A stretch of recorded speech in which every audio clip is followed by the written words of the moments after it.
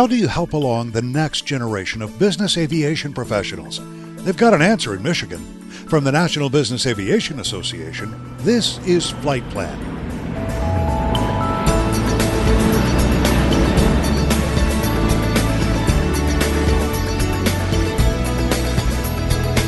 I'm Pete Combs with your trusted source for business aviation news.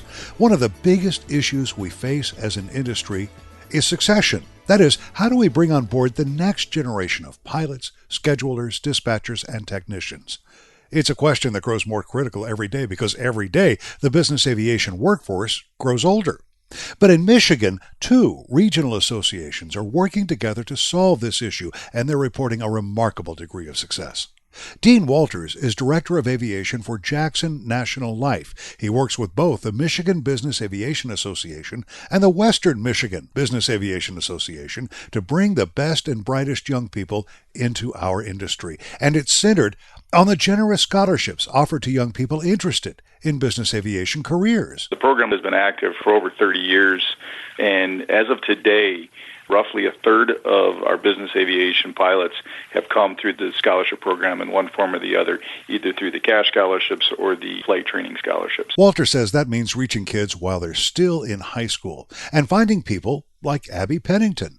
When she enrolled in Western Michigan University 11 years ago, she was initially looking at a career in the airline business. Without MBAA and WAMBA, I might not have explored corporate aviation because it was kind of mysterious. Brett Benham is a first officer now at Amway Aviation, based in Grand Rapids. He's a 4-time scholarship recipient from WAMBA, the Western Michigan Business Aviation Association. I went up to a little college up in Traverse City, Michigan called Northwestern Michigan College.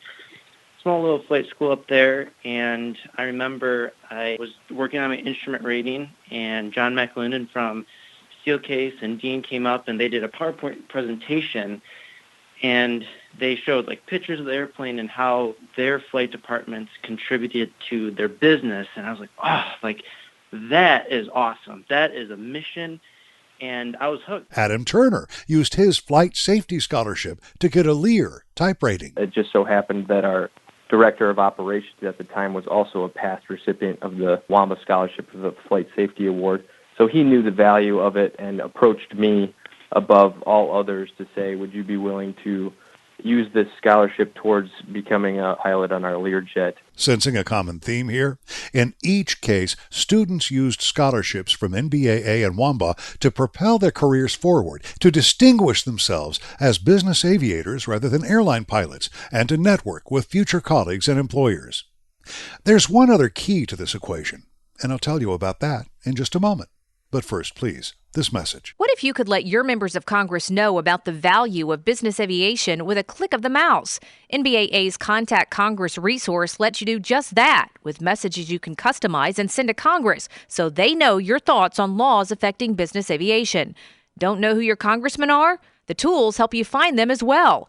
Make your voice heard at www.nbaa.org/action. Welcome back to NBAA's Flight Plan. I'm Pete Combs. I'm talking with a group of business aviators from Michigan about the remarkable efforts of both the Michigan Business Aviation Association and the Western Michigan Business Aviation Association to bring new blood into our industry. They go into high schools and colleges to present vital information about business aviation. They network. And as Dean Walters, Director of Aviation at Jackson National Life, tells me, they've created a feeder system among their members. By bringing in folks like the Northern Jets and ASI and Corporate Eagle and the folks that Abby worked for, bring them into the fold, they realize that we're not trying to steal people. We're trying to help them continue with their business model, knowing that at some point these folks are going to get enough hours to where they're going to want to move on to a Part 91 operation, or some of them might want to move on to the airlines.